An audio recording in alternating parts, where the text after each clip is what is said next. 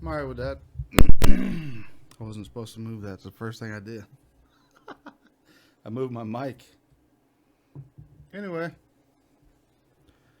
it's been a long time. That's for sure. Couple of things. Oh, old man passed away.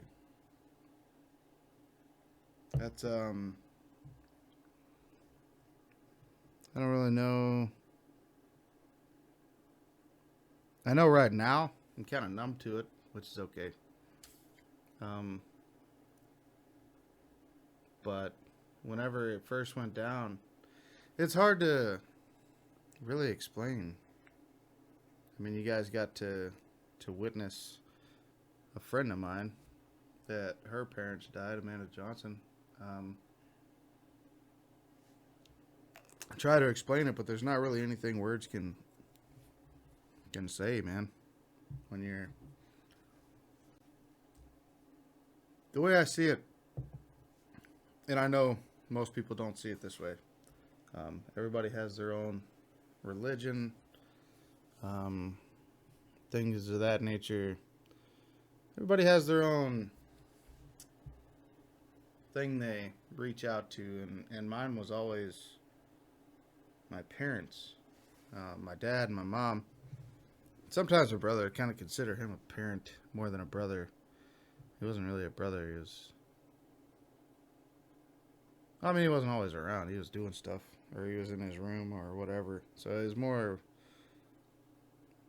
I don't know what you'd call him. But anyway, the point I'm trying to make on that was,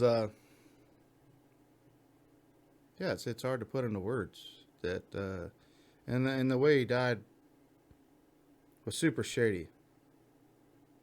Some people said it was coronavirus, and then some said it was the COPD. I think coronavirus was thrown in there for financial gain for that nursing home, which is super fucked up. Like, I would rather know what actually killed my dad. But from what I know, he went out sleeping, which is what a couple of my favorite people got to do. My dad and my grandpa. My grandpa was just watching the news. Took a nap. Didn't wake up, as far as I remember. That's how it went. But, so I got that going on. That was shitty.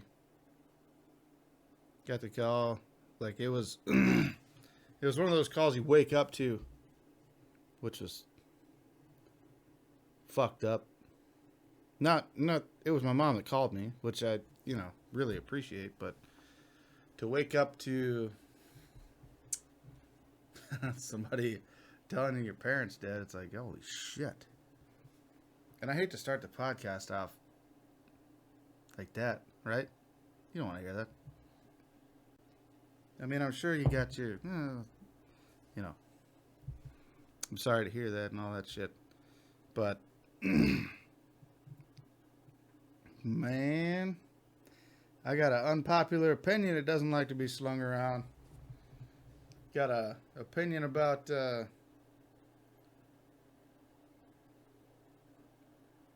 I don't know how to say it. It's like, having a head of the household. So, like, if you have two people in a relationship and there's a household, I don't understand sharing. I feel like there's always one. Like, one of the partners is going to be, excuse me, one of the partners is going to be ahead of the other one as far as who has the say-so, who has the final word, things of that nature. And I feel like that's a really unpopular opinion with all the movements going on right now in political culture, such as, you know, toxic masculinity or whatever the case may be. I'm sorry, ladies, but if you don't like a masculine man, what the fuck are you looking for? And what do you consider masculinity? Right? What do you consider masculinity? Is it a guy that pays all the bills and shuts his fucking mouth? That doesn't sound like a masculine man at all to me. You talk about toxic masculinity. What is that? What the hell is that? A masculine dude is a masculine dude is a masculine dude. There's no two ways about it. He's either a beta cuck or he's an alpha or somewhere in between. But you can't separate masculinity into bits and pieces and call anything other than what you have as a directive toxic. You can't say, oh, if he does this, this, and this, and this, it's okay masculinity. But the moment he does this, then it's toxic masculinity. No, masculinity is masculinity. You just have to pick the guy that you prefer his type of masculinity. You don't change nothing. I'm telling you, man, I'm not the one. I'm not the guy that, and this is going to become a rant, and I'm okay with that. I'm fucking okay with that because I like to fucking rant just like the rest of us. But you can't take a guy and pick apart his masculinity and pick out the parts that are toxic. If that were the case, we could do the same thing to you, females, right? We could look at you and be like, your femininity. Let's pick apart that and find out which parts of that's toxic. Because there is toxic femininity, right? If there's toxic masculinity. I'm just curious, what part of femininity is toxic? Because the toxic part that I'm seeing is the one that picks apart my masculinity and calls it toxic. That becomes toxic femininity to me. What do you think? You guys get to say, and I hate the separation between males and females, but I really prefer a female that's on my team, has my back, just does whatever, and has her own life, obviously, but still has my back when it comes to confrontation with other females. My girl will not side with you as a female. She will side with her man. Does that make sense? It probably doesn't to some of the most feminist women, this new age feminism. But when it comes to, look, you got boys, right? My boys, Ben, Ashton, Jeremy, Caden, all, my group, the No Shame guys. So if it comes down to who makes the decision and who backs who as far as our significant others, we all tend to kind of take the back of our significant other. I'm not going to let Ben or Caden or Ashton or anybody decide what I do with my relationship. They can approve or disapprove, but that's, for the most part, generally none of their business. Like whenever the shit happened with me and Jamie, I let my frustrations out on my brethren, but I do not base my decision on what they feel. I do get a third-party perspective, but when it comes to my significant other, her and I are going to discuss what the options are and go from there. But I don't side with my boys and be like, fuck bitches, what's up? Fuck that hoe. I don't do that. And as I would not expect my significant other to do the same thing, had she gathered up female friends and been like, fuck you, you're toxic masculinity, none of that. So in order for her to continue to be my partner, and I assume likewise, it's not me and my friends judging whether I should be with her or her and her friends judging whether she should be with me, or anything else decision wise that involves both of us. It should not be a gender choice. It's a choice between you and your partner on what, even if it's just something to do next in life. But anyway, that's kind of where I was going with the whole toxic masculinity, toxic femininity. There's no fucking such thing. You have to pick your partner that has that trait that follows the path in which you like.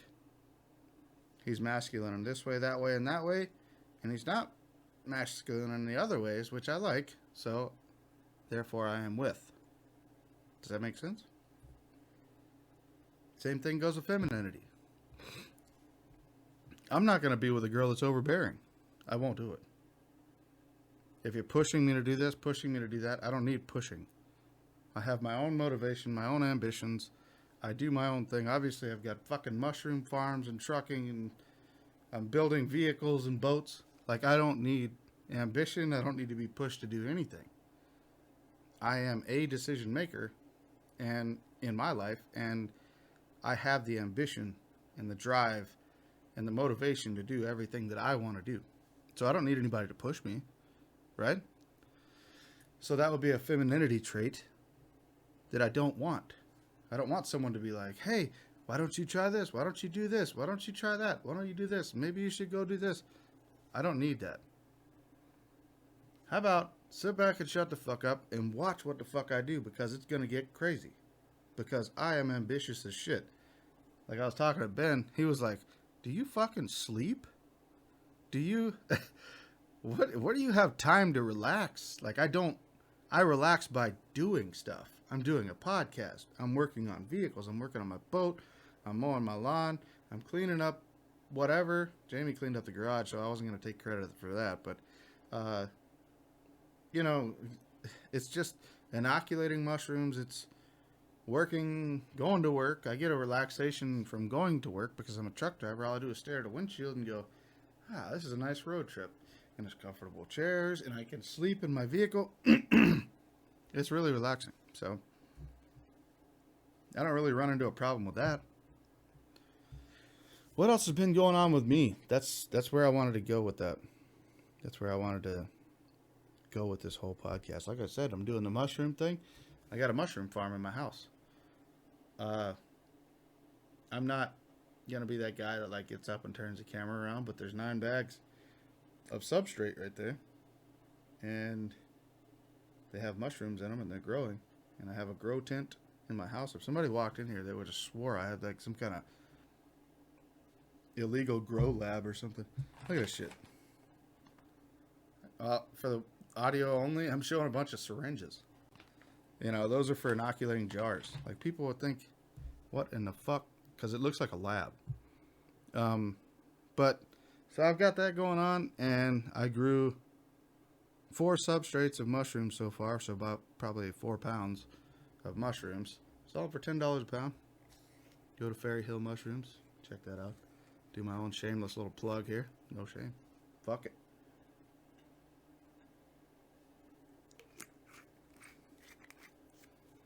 This shit happened since I've been away from the desk. Coronavirus.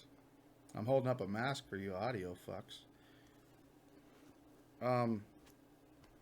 What are we doing? This isn't even real. It's not real.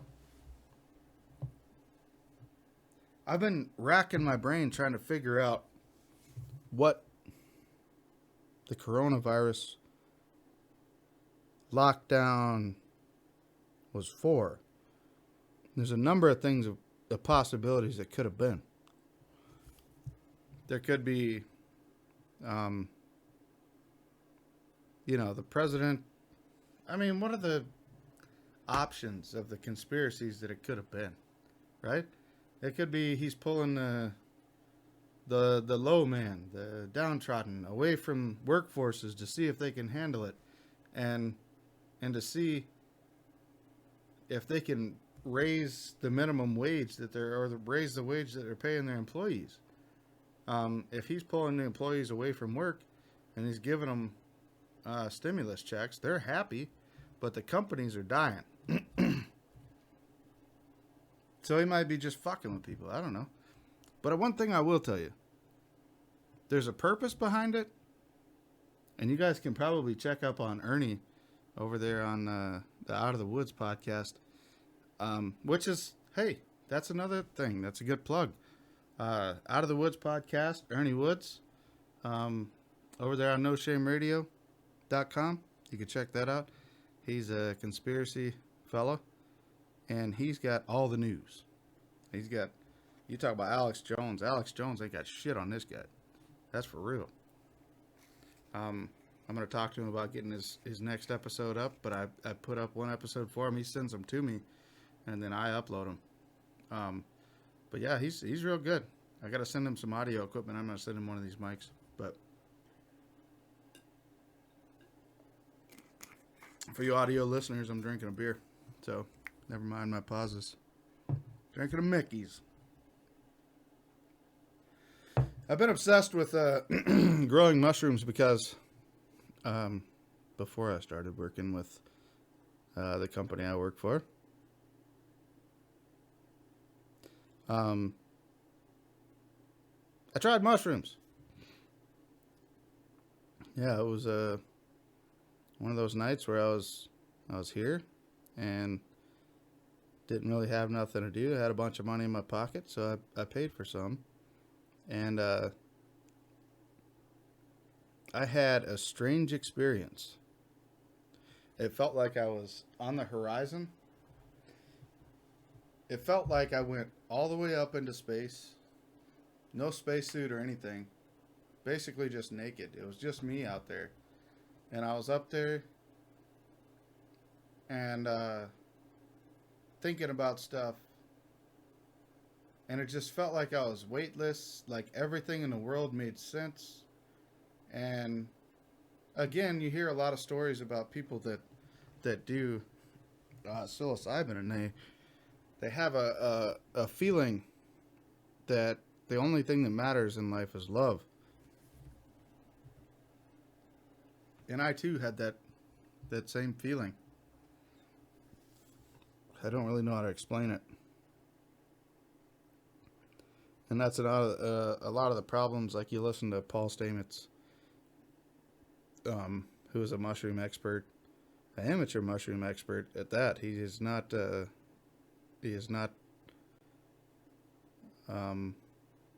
college educated, I don't think.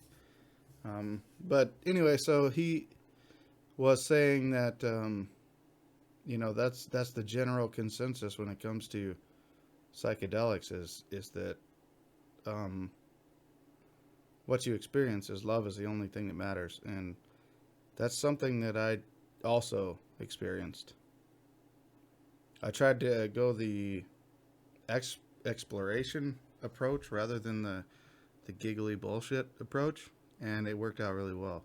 But one of the downfalls that I found is when I started my new job, I was out in Chicago, and I was sitting in my machine, and I say machine because machine was something that bothered me in this scenario.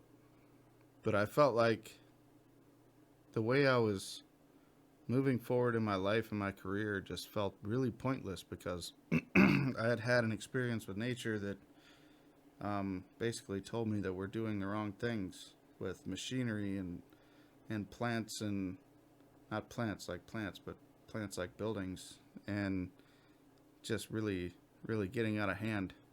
And I had a really good experience with that. So that's what made me want to revert to being a mushroom farmer, and not those kind of mushrooms. It's regular gourmet mushrooms. It's lion's mane. It's reishi, oyster. Just a number. I don't even know how many types we have over there, but that's something that piqued my interest in it, and it felt more right to pursue as a career. I mean, obviously, I cannot quit my trucking job yet. Um, if you have any ideas of anybody that would like to buy mushrooms, we have our own ideas, and we've come up with our own solutions to get the mushrooms out of the house. But as far as when we're done growing, it's actually a really crazy process. None of it is on the ground. It's all in bags. It's grow rooms. It's humidities. It's temperature. Like in this room, it's like 80 degrees. I don't know if you can tell or not, but obviously not the audio listeners. But yeah, it was a real eye-opening experience. And if I had enough land or whatever, I'd probably grow crops instead. But I mean, given the living situation that I have right now on the lake with the humidity and stuff, it was pretty ideal.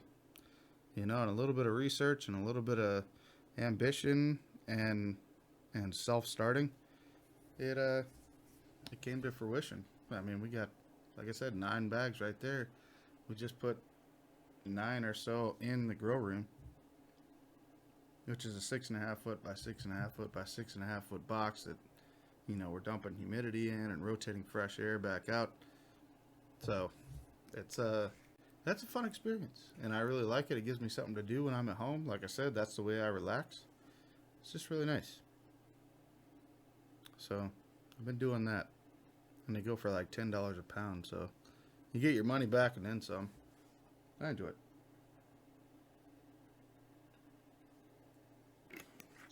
What else has been going on? I built 2 trucks, and I rebuilt the seats in the boat, but I got to put foam and vinyl on them. Like I rebuilt the frame. But when I did, I had Jamie run the screws in, and I think about 6 screws went through the damn hull of the boat. And we went riding on our first trip. I was like, yeah, this is nice. And I got the engine working real good, and so we were just fucking hauling ass across the lake, 40 miles an hour or whatever it is. And boat ran good, and the seats were nice. And then I came back, and I went to work, and Jamie went out there and she turned the bilge on. The bilge is what pumps the water out of the boat if you ever get any water in the boat. And she was like, "There's a lot of water. This was a lot of water." And I was like, "Oh shit!" And I got to thinking, and I was like, "Oh no!" I was like, "I'll fix it when I get home." And so I get home, and I bought a full-size truck for $600, and all it needed was a sensor, a $110 sensor, and the truck runs perfect now. But anyway, so I got a full-size truck so I can get the boat in and out of the water. I go out there, and I pulled, I hooked up to the trailer and drove over there to the landing, because the landing's on the other side of the lake. And Jamie started to take the boat to the other side where the landing is. And about halfway there, she goes, "I can't get it started." And I was like, what are you doing? And so I told her, you got to hold up on the electric choke to start it. And anyway, so she finally got it started. And so I was sitting over there like about to fall asleep to all the shit I do at the landing. And here she comes bobbing up. And we finally get the boat out of the water. And I bring it over to the house, and it's got, screws sticking 1 inch out through the bottom. I mean, I didn't build the boat, so I don't know how far the hull is from the bottom of the boat, because the bottom of the boat, it's not the hull, otherwise it would all be in a point. So they make a plywood floor for the boat. And so I didn't know how far it would be. So we had holes in the boat. Had to use some how's that called? Fiberglass to fix it. But yeah, I've been doing all kinds of shit, man. Been watching the fights. The fights are weird now. The UFC cage fights that I watch, because they don't have a crowd. They're not allowed to have a crowd. You can't watch football. You can't watch any other sports right now right now. I mean, it's opening up, I think, in about 5 days. But uh, throughout the whole coronavirus thing, you couldn't watch sports. But fucking Dana White, I don't know if he was going broke or what the hell was happening. He's trying to save the company desperately. He's like, fuck it. We're doing the fights just on video. Like, no crowd or nothing. Fuck it. We're just doing it. And he did. And the fights actually, for us guys that watch the videos, we were like, yeah, this is great. I mean, you can't hear, obviously, you can't hear the crowd like screaming whenever something good happens, but that's the only downfall. Other than that, you get to experience the fighters talking to each other because you can hear that. Their mics pick it up. You hear the commentators, and the fighters get to hear the commentators. So the fighters are kind of getting clues on what they're supposed to be doing and what's going on and what they think. But they also can hear their coaches. They can speak back to their coaches, right? They got, it was just a whole different experience, a whole different dynamic, and it was really, really fun to watch. And I'm kind of okay with either way, if it's crowd or no crowd. And that kind of reminds me of gi or no gi when it comes to UFC. Like, I'm okay with either way. There's a little bit of a different experience each way. So, yeah, it was all right. And I think fighting's about the only one you can do that with. Because, yeah, it's a spectator sport, but they can actually have just video. They don't have to have a crowd. I mean, the guys on there say, they're like, I could really use the crowd, the hype and all that, but like for the most part, when you go into a cage to fight, if it's anything like the fights that I've had with other dudes, it's like, even if you have a crowd, nothing fucking matters because it's just you and that person mentally. When you're locked into, engaged into a fight, you don't give a shit about your girlfriend or his neighbor or whoever the fuck's watching. None of that matters because it's just you and him, like fucking dealing with whatever the situation is. The guys that I've absolutely fucking destroyed, I don't remember anything that happened except for what happened between him and I. I couldn't tell you where we were. I couldn't tell you anything. I know a general idea of where I was. Like over at Anna's, I almost fucking killed a guy because I threw him so hard that he almost landed on, there was like a little stake in the ground that she used to hook her little tiny dog to or whatever. And that guy landed like this, 4 inches away from it before I got on top of him and started beating his face in.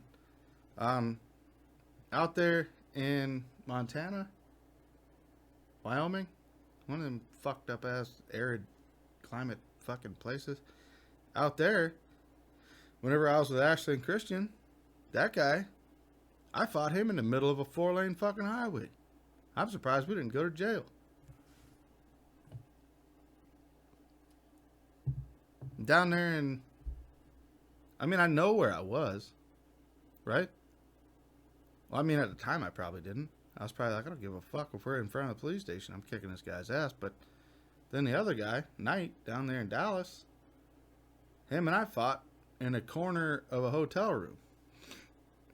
Just fucking throwing shit, And he wound up slumped down, bleeding half to death. And my hand was cut open. I got the scar.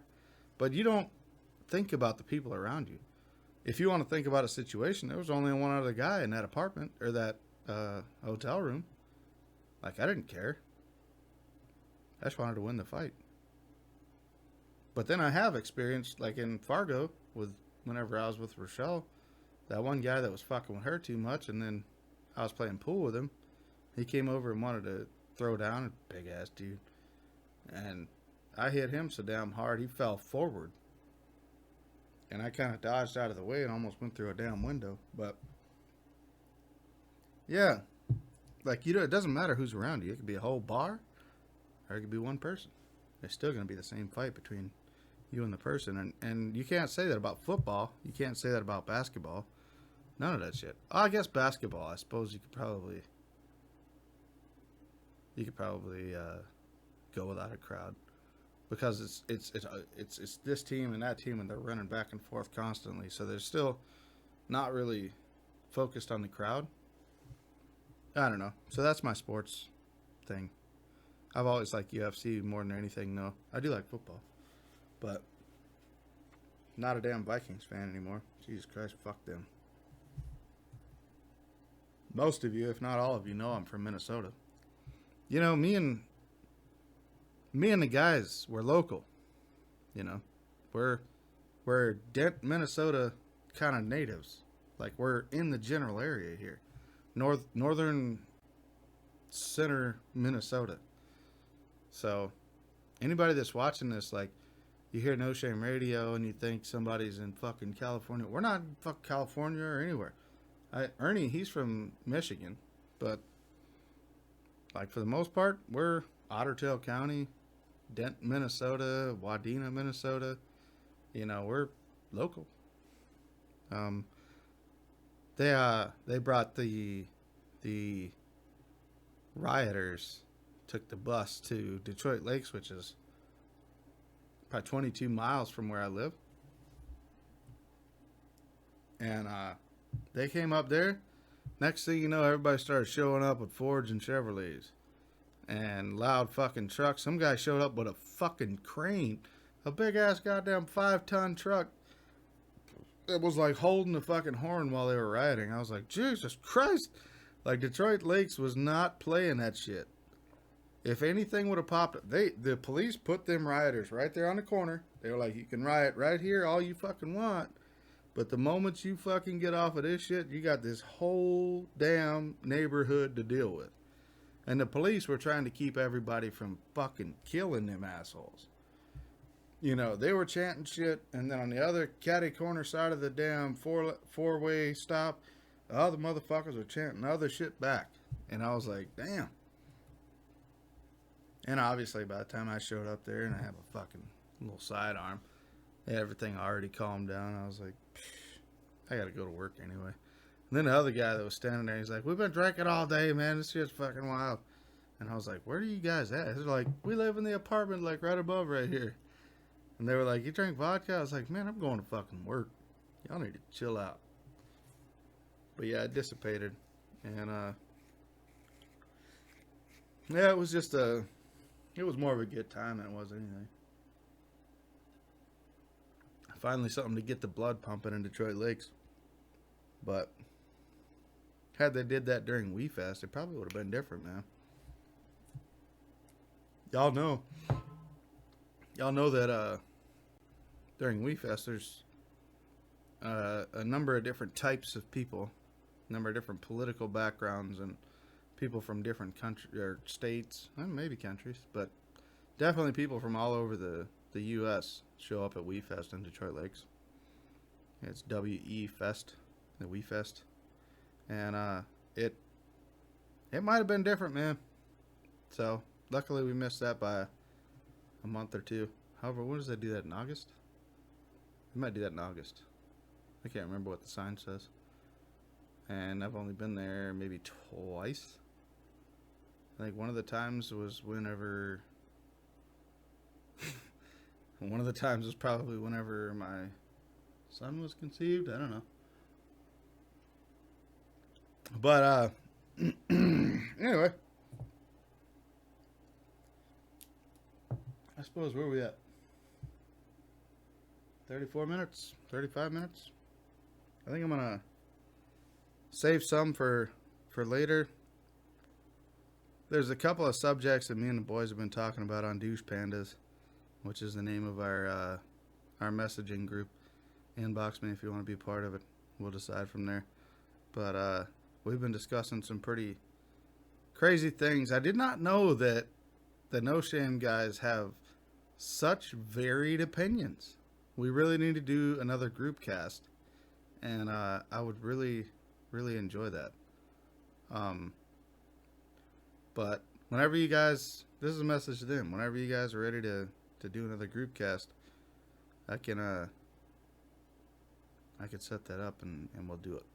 But as far as this one, I just had to get my face back out here, man, and my voice. It's good to speak to you guys again and kind of give you an update of where I'm at as far as everything. Still working, still living good, still doing the summertime living as for right now.